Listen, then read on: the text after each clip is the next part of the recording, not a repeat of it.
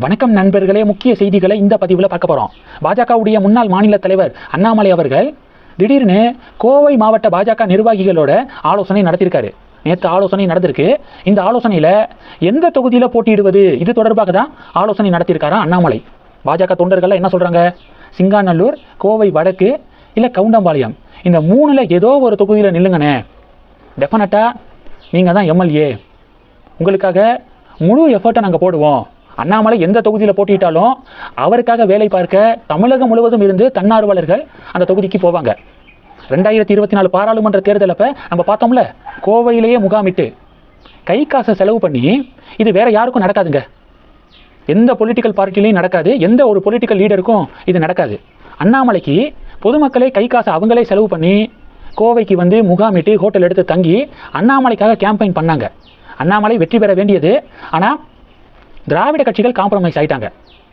ஒன்று நீ வரணும், இல்லை நான் வரணும், அண்ணாமலை வந்துடக்கூடாது. ஒன்ஸ் அண்ணாமலை வந்துட்டாருன்னா கோவையில் இனி எப்போதுமே திராவிட கட்சிகள்னால வர முடியாது அப்படின்னு திமுகவும் அதிமுகவும் காம்ப்ரமைஸ் ஆகிட்டாங்க. அதனால தான் அண்ணாமலை கோவையில் வெற்றியை இழந்தார். அதனால் தமிழகத்தில் எந்த தொகுதியில் போட்டிட்டாலும் அவருக்காக வேலை பார்ப்பதற்கு உண்மையான ஒரு கூட்டம் இருக்குது. பாஜக நிர்வாகிகளோட அண்ணாமலை அவசர ஆலோசனை நடத்தியிருக்காரு. இது சம்பந்தப்பட்ட வீடியோக்கள், செய்திகள் தமிழக அரசியலில் புயலை கிளப்பியிருக்கு. இது ஒன்று. ரெண்டாவது, பிசிகாவுடைய தலைவர் திருமாவளவன் அவர்கள் ஃபேஸ்புக் லைவில் கட்சிக்காரங்கள்ட்ட வேதனை தெரிவிச்சிருக்காரு. அதனுடைய பின்னணி என்ன தெரியுமா? என்ன சொல்லியிருக்காருன்னா, திமுக கூட்டணியில் சொற்ப தொகுதிகளே கிடைக்குது, ரொம்ப கம்மியான சீட்டு தான் கிடைக்குது. ஆனால் இந்த பக்கத்து கட்சி நிர்வாகிகள் சீட்டு கேட்டு என்னை நெருக்கடிக்கு உள்ளாக்குறாங்க. ரொம்ப அதிக சீட்டு அப்படின்னா தாராளமாக யாருக்கு வேணாலும் கொடுக்க முடியும். ஆனால் சொற்ப சீட்டாக இருக்கிறதுனால நிறையா பேர் எனக்கு சீட்டு வேணும், எனக்கு சீட்டு வேணும் அப்படின்னு சொல்லிட்டு என்னைய நெருக்கடிக்கு உள்ளாக்குறதுனால அது வந்து ரொம்ப கவலையாக இருக்குது, வேதனையாக இருக்குது. கட்சியில் பல ஆண்டுகளாக உழைக்கக்கூடியவர்களுக்கு சீட்டு ஒதுக்குறதுல முன்னுரிமை கொடுக்க வேண்டிய நிலைமையும் இருக்குது. அதனால் இது தற்காலிக பின்னடைவாக இருந்தாலும் எதிர்காலத்தை கருத்தில் கொண்டு தொகுதிகளை பெறுகிறோம். கம்மியான சீட்டு தான் திமுக கொடுக்கறது, எதுக்காக ஒத்துக்கிறோம்?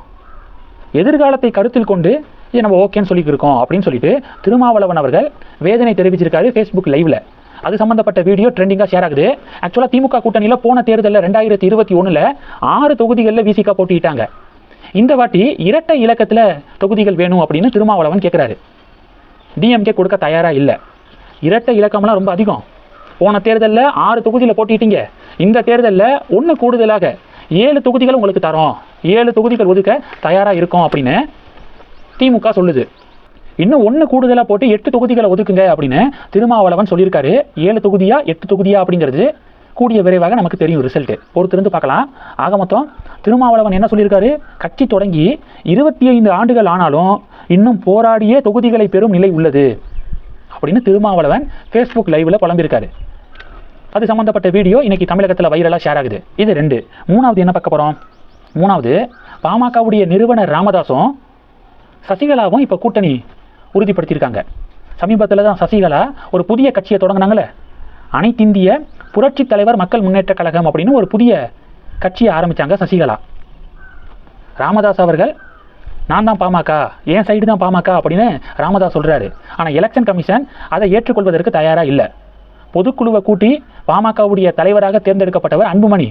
அதனால் அன்புமணி எந்த சைடில் இருக்காரோ அதுதான் பாமக, அவங்களுக்கு தான் மாம்பழ சின்னம் அப்படின்னு எலெக்ஷன் கமிஷன் ஸ்ட்ரிக்டாக சொல்லிருச்சு. இப்போது ராமதாஸை அதிமுக கூட்டணிக்குள்ளேயும் அக்செப்ட் பண்ணிக்க மாட்டாங்க. என்ன காரணம்னா, அங்கே அன்புமணி இருக்கிறதுனால. திமுக கூட்டணி பக்கட்டும் நோன்னு சொல்லிட்டாங்க. ஏன்னா ராமதாஸ் திமுக கூட்டணிக்குள்ளே வந்தால் திருமாவளவன் பார்த்தீங்கன்னா கூட்டணியை விட்டு வெளியே போயிடுவேன் அப்படின்னு சொல்லிட்டாரு. அதனால ராமதாஸை திமுக கூட்டணி அக்செப்ட் பண்ணிக்கல.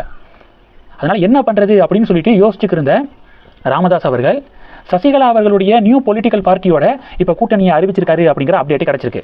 இந்த செய்திகளை பற்றி உங்களுடைய பார்வைகளை மறக்காமல் கமெண்ட் பண்ணுங்கள். தொடர்ந்து கணக்கில் இருங்க. அடுத்தடுத்து நிறையா பதிவுகளை பார்க்க போகிறோம். நன்றி. ஜெய் ஹிந்த்.